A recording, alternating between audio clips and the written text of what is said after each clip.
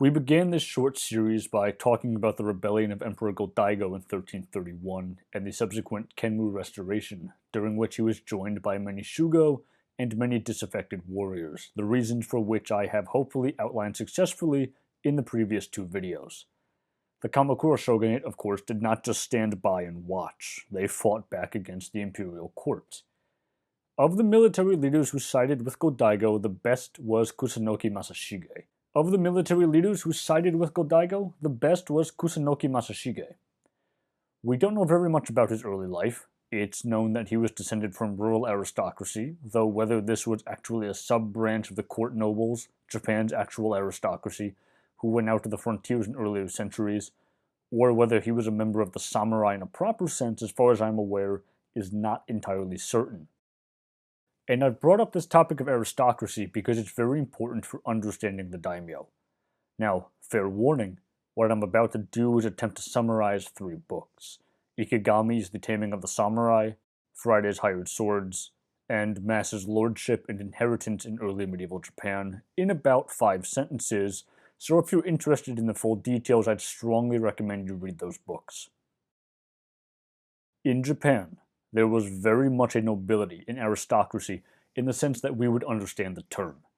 These were the clans who made up the imperial court.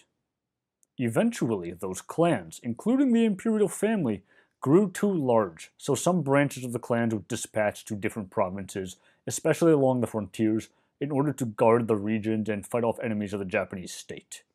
This is the group of people who eventually comprise, if this is even how we want to really think of it, the Japanese warrior aristocracy, and the Minamoto were of this pedigree, the founders of the first shogunate. The court system had different ranks, and different people had different levels of status and jobs depending on their ranks. These military branches of the nobility had the rank of shodaibu, which wasn't just a militarized rank, but the militarized branches of the nobility largely belonged to it. It's sort of halfway through, but on the lower end, about rank number 4. And there were subdivisions of it as well. While on the frontiers, these shodaibu, these militarized nobility, needed troops, so they recruited violent people, murderers, thieves, thugs, as well as hunters and fishermen, people who were generally not afraid to get their hands dirty, as subaru, a term meaning attendant or follower, which becomes, in its modern pronunciation, samurai. Technically speaking, both the militarized aristocracy and the samurai were part of the bushi, a class of warriors in the imperial court system. But as the samurai increased in number and in power, they became a separate class of warriors who worked for the militarized aristocracy. This was a broad category, and at the upper levels of samurai rank, there could be lower-ranking members of the nobility who held the title and the societal function of samurai. But by the period we're talking about, the 1300s and then into the 1400s, the majority of samurai had become, through societal function regulating law codes, a culture of honor, and the use of violence, a separate status group, in Japanese a mibun, distinct from the militarized aristocracy. The two are fluid to a degree, but not necessarily one and the same. There's a lot of nuance with this. Okay, so back to Go-Daigo. The Hojo sent one of their best generals, Ashikaga Takauji, with an army to crush Go-Daigo's rebellion, but he defected, and the Kamakura Bakufu and the Hojo regions collapsed in 1333. So after this, Go-Daigo attempted to assert imperial rule. This is the Kenmu restoration. But there were sections of the military he could not adequately control, and it resulted in his government retaining aspects of the Bakufu, like the office of shugo. The court took control of the Bakufu's lands for themselves, intending to create a strong base of power for the new regime, and the capital of Kyoto began to be renovated, paid for in part by a tax on the samurai themselves. That tax, combined with the lack of rewards, the same problem which led to the Kamakura government being seen as illegitimate, created a government which wasn't exactly on solid ground. So, realizing the problems, Ashikaga Takauji attempted to take power, and he marched on the remains of the Hojo in the Kanto region in 1335, and after doing this, he refused to submit to the imperial court. One of Go-Daigo's chief supporters, Nisa Yoshisada, led an army to apprehend Takauji, for disloyalty and who he personally disliked. But he was defeated and his forces were scattered. So seizing the opportunity, Takauji advanced on Kyoto. He defeats Go-Daigo and he forced him to recognize another branch of the imperial family and the head of that branch as a legitimate emperor, and this was Kogon, Go-Daigo's second cousin once removed. Go-Daigo, however, managed to flee and established a rival imperial court in the city of Yoshino, and this began a period known as the Nambokucho, the Northern and Southern Courts period, an era of about 50 years of civil war. The Southern Court, technically speaking, is believed now, and this is the official line of the imperial family in the present day, to have been the legitimate emperors, in part because they possessed the imperial regalia, as well as key books like the Jino Shotoki, a book on imperial genealogy which would play major propagandistic purposes during the Meiji era, as well as art. Essentially, the Southern Court possessed the cultural capital required to be emperor. Eventually, the period of war ends, but the process of its ending exacerbated the power of the Kamakura-era shugo and started the chain of events which would culminate in the Daimyo. Takauji utilized Kamakura precedents in establishing his own Muromachi Bakufu, so named because its headquarters were located in the Muromachi district of Kyoto, and that included using the shugo. The Bakufu was forced to cooperate with the shugo, not only because they owned less land than the Kamakura Bakufu, but also because by this point, the shugo had drastically increased their power. Now, how and why was this? Well, it largely has to do with the fighting. Because the Bakufu and both branches of the court were involved in a civil war and were occupied with it, the ongoing legal problems from the post-Mongol invasion period were still flaring up, and there wasn't any real arbiter to settle these disputes. And, as a result, the shugo began to assert their authority to a greater degree than they had previously done, and they usurped the responsibilities of the civil governors. So to deal with local areas, that meant dealing with the shugo, and by the mid-1300s, their positions had essentially become entrenched. Now, in order to deal with the shugo, the Muromachi Bakufu created what was called the Kanrei Council, which took the militarized shugo and inserted them into the shogunal bureaucracy, and this was done to such an extent that historians talk about a shugo Bakufu system rather than a Bakufu in its own right. To defray costs, the Hanzei Edict was passed, which allowed the shugo to collect 1/3 to 1/2 of the tax revenue from the estates in their areas of control and use it for military purposes.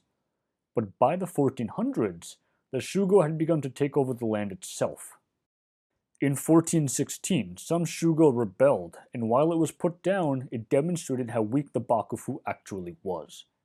In 1441, the shogun was assassinated by some of the shugo, and a child, Ashikaga Yoshikatsu, was installed as the new shogun, but in reality, the most powerful shugo families were behind the scenes pulling the strings. Now fast forward about 24 years, and there was a succession crisis. The shogun, Yoshimasa, had no heir, so he named his brother Yoshi as heir. But the next year, in 1465, Yoshimasa had a son born to him, Yoshihisa. So now there was a biological heir, but some of those powerful shugo families supported the brother as the correct successor. So this ignites the Onin War, a decade-long conflict which destroyed the capital of Kyoto between 1467 and 1477, led to urbanized warfare in the city, and which ushered in the famous Sengoku Jidai, the age of the country at war. We should not look at the succession crisis as being the fundamental cause of the Onin War or of the Sengoku Jidai. Instead, we should more properly understand this to be the straw which broke the camel's back. It was the result of decades of power struggles and the tensions inherent in the Muromachi Bakufu. In many cases, both during the Onin War and after, in the early stages of the Sengoku Jidai, the shugo were overthrown by their subordinates, the shugodai, while in other areas, in other instances, local samurai overthrew the shugo. Building on the developments and processes which had been present in Japanese society over the previous century, these new forces comprised the daimyo. And, broadly, the daimyo can be grouped into one of three categories. There were 142 major daimyo by the middle of the 16th century, right in the middle of the Sengoku period, and of those 142, 32 of them trace their origin back to the Shugo families who were active during the rise of the Muromachi Bakufu. And of those 32, probably the two most famous, especially in the Western world, are the Shimachu clan and the Takeda clan, who were infamously defeated at the Battle of Nagashino in 1575. The second type of daimyo was the type arising from the Shugodai, the subordinate of the Shugo. An example here would be the Uesugi clan, of who Uesugi Kenshin, the Dragon of Echigo, is likely the most well known. His father, Nagayo Tamakage, was the Shugodai of Uesugi Fusayoshi, the Shugo of Echigo province, and Tamakage laid siege to his lord and killed him, attempting to take control of Echigo for himself. Nagayo Kagetora, Tamakage's son, was convinced to wrest control of Echigo from his brother after his father died, which he did, and he was then asked by his lord, another of the Uesugi, to shelter him as he was fleeing. Kagetora does this, under the condition that he be adopted into the Uesugi clan and made the heir of that branch of the family. And this was agreed to, and by adopting the name Uesugi Kenshin, Nagayo Kagetora had just moved up in the world. Kenshin's father was able to do what he did, in part because he was supported by Hojo Soin, who represented the last of the three types of daimyo who emerged in the Sengoku period. He was a guest of the Imagawa clan, descendants of the Minamoto and the Shugo of the region around Shizuoka, because his sister was the concubine of the head of the Imagawa, Yoshitada. But when rebellious samurai killed Yoshitada and initiated the power struggle, Hojo Soin stepped in and he was able to place the son of his sister and Yoshitada at the head of the Imagawa. In gratitude, he was given land and a fortified domain, what we would eventually understand to be an early castle of the type that would famously emerge during the Sengoku Jidai. Exploiting the divisions of his neighbors, he waged war after war after war and eventually solidified control over the Kanto region.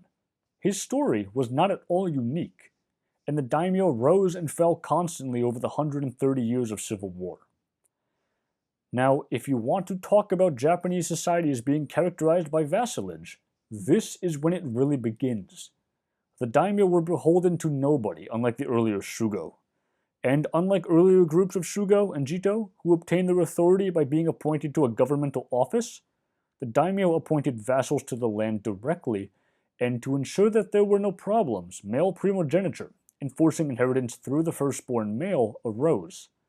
These vassals were required to provide their lord with troops when called, and the enforcing of primogeniture led to an increase in ronin, masterless samurai, because younger brothers didn't have an opportunity for advancement. But, at the same time, they did, if they killed their older brother and took control, so very quickly, the whole society becomes organized for war. But this was not the only power structure that existed. There were, of course, the famous fortress monasteries of the Iko-Iki, but this was also a period when villages asserted their own power. Because of the implementation of primogeniture, it wasn't enough for a family to just claim descent from a common ancestor, because the entire social fabric of those families was being changed. They were becoming much more hierarchical. So, at the local level, what you see over and over and over and over again is lower-ranking samurai, lower-ranking officials, and villagers uniting over three areas: keeping taxes secure, defending their territories, and preserving internal control over their families. In many cases, then, what happens is these groups form mutual defense leagues, iki, and oftentimes, especially in cases where religion was heavily involved, the pledges could be signed on paper, with all of the principal signatories writing in a circle so that no one was above the other. The paper would then be burned, mixed with some liquid, usually water, and consumed. This was called tasting the gods' water, and it signified a sacred oath among its members. In doing this, the members expressed themselves to be doshin, of one mind, and eventually regional iki developed. Now what this eventually does is give villages enough power to actually resist overlordship, but if trouble arose they couldn't handle, they could always submit to a powerful lord. But the power of the villages was such that local lords, and even more powerful regional lords, were extremely wary of crossing them, especially if they were part of a broader regional iki. They even had their own militaries, the wakashu. And this system was so prevalent during the Sengoku period that, in the Japanese historiography, there was little to no characterization of the Sengoku period as quote-unquote feudal, as you sometimes see in English. Instead, it's called, and rightly so, the era of the Ikki. Now, in this context, we see the development of a new law, the law of Kenko Ryoseibai, the law of collective punishment of all parties. What this means, essentially, is that the nail that sticks up the highest doesn't get hammered down. It means that all the nails are melted down and obliterated. If a member of a group, especially of an Ikki, does something stupid, especially something involving violence, it was possible that they would all be killed. By the late Sengoku, so the mid-16th century, the power of the daimyo had increased due to the restructuring of their clans and the increase in military power owing to new technology like guns brought by Europeans, possibly, and by the vassal system, but in order to increase their power to become regional lords in the sense that they're typically conceived of as, the daimyo had to deal with the Ikki. And doing that meant that the daimyo had to make absolute their position of kogi, a legal conception of public authority who had a monopoly on the use of force. One of the key themes in the history of the samurai is the employment of illegitimate violence to settle disputes. If the daimyo was going to actually attempt to assert control, then there could be none of that. But why now? Why not earlier? A large part of the answer lies in changes to warfare. Armies increased in size, and it was required that soldiers charge in unison. No more individual challenging and no more quarreling over rewards like had been done in earlier centuries. Now, this did not happen in an instant. The assertion of daimyo power and the curbing of private means of retribution is a parallel system inherited by the Tokugawa after the Sengoku Jidai ended in 1615, and it would continue to evolve. But this was at its heart a military law, designed to pacify regions and incorporate the Ikki as one facet of daimyo rule at the local level. It is because of this law, and of the societal changes which were happening over the century, that the most stereotypical of all those samurai actions came into being, in a manner and to a degree to which it did not previously assert itself in samurai culture, although it was present. I'm talking, of course, about the right of honorable death, seppuku. If a samurai cannot duel or otherwise use violence to redress grievances perceived either against himself, or against his clan, or against his lord, then the conflicts and the violence of the Sengoku Jidai culminates in the disaffected samurai choosing instead to turn that violence against himself, and thus save the face of his clan, his lord, and, if it applied, to his Ikki.